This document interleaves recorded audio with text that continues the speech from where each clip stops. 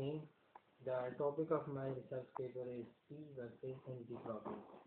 First, we describe the abstract of my research paper. The success of our computers has often led to some interpretation. We have the technology venture driven by search for better physical material and devices that can be used to build smaller, faster, and quicker computers.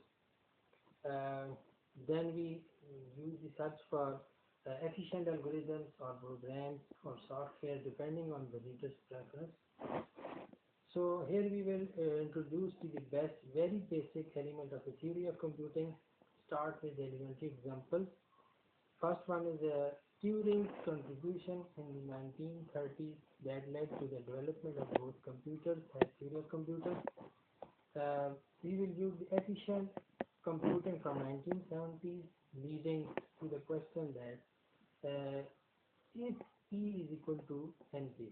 We will explain this question, its significance, and its important consequences of its resolution depending how the question is resolved. The introduction of this research paper is the discovery of about computation is the essence of Turing's contribution to the science of computing, popular as universal computer. Uh, the work in mathematical logic at the point had been discussing what a theorem is and what are the proofs are, and how quickly these theorems can run, and what are the complexities of these problems. Really, it is a really fundamental notion. In this article, we will describe it. So here we discuss some examples from high-level description of computing. That is, what is computational problem and what does a solution to a problem known as an algorithm look like.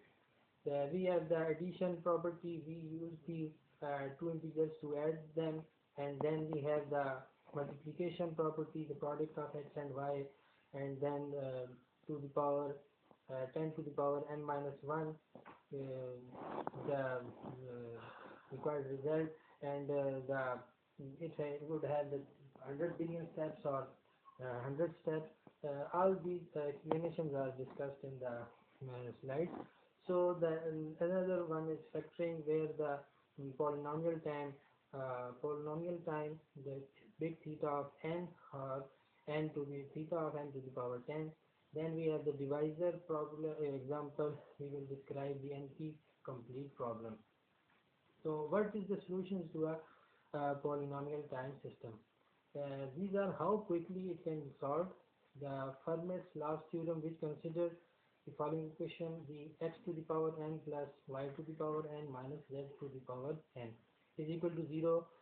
Similarly, we have the values of n is equal to 2, x is equal to 3, y is equal to 4, and z is equal to 5.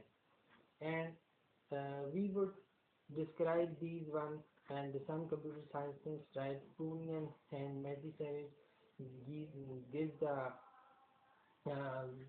these equations. We will discuss in the slides. So we will describe some computational complexity, which has the formality.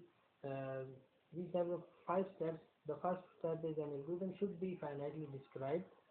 At the same time, it should be capable dealing with infinitely many possible inputs and produce many outputs. It should be allowed to use scratch paper, and the 4th point is its actions at any point of time may depend on the past. And the 5th one is it should model every physical realizable computational problem. The first 4 points are restrict and limit to the action of an algorithm, and the 5th one is the expensive in its design. So in the rest of this section describe technical formalism that Turing imports for his notion of an algorithm which manages to satisfy 1 to the 4th items or steps, and seems also satisfy 5 modulo detail of the law of physics. Then the Turing's formalism, we have the 6 tuple q epsilon, we have epsilon, q naught, and f, and the sigma, where q is the finite set describing set of states control can be. Sigma is a finite set describing the set of letters. Q naught, f belongs to q, are the initial stages or final stages or halting stages, uh, the special symbol, and then the sigma q cross e um, summation, and q cross summation x. These values are +1, 0, and -1 is the state transition. We have the head and the tape on the both of the sides. So Turing's formalism is finite state control and infinite state and the head. So different algorithms can solve this. So we have the implications of formal definition that just Turing thesis, every physical realizable computation can be simulated on a Turing machine. We will remark on the challenges brought up with randomness and quantum physics later. So the implications of formal definitions have the computational complexities. The formal definition of an algorithm is helpful in the design of an algorithm but is not essential. So the polynomial equation, does it has a zero among the integers? This question is also undecidable, that is unsolvable by any algorithm. Then we have the polynomial and exponential time complexities, two very broad classes, that polynomial time computable problems. These are also known as exponential time computational problems. These have the theta of nc or some constant c independent of the size n. We solved this by in time to the theta of n to the power c for constant c.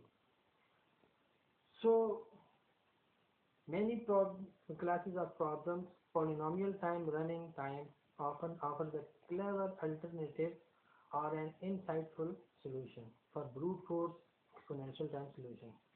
The problem P versus NP question, the map coloring, the travel salesman problem, and the shortest supersequence problem, all of these problems are factoring and divisor share some common features. In each case, there is an underline clarify the question whether it is true or false, or easy verification procedures, and finally the question what is P is equal to NP or not.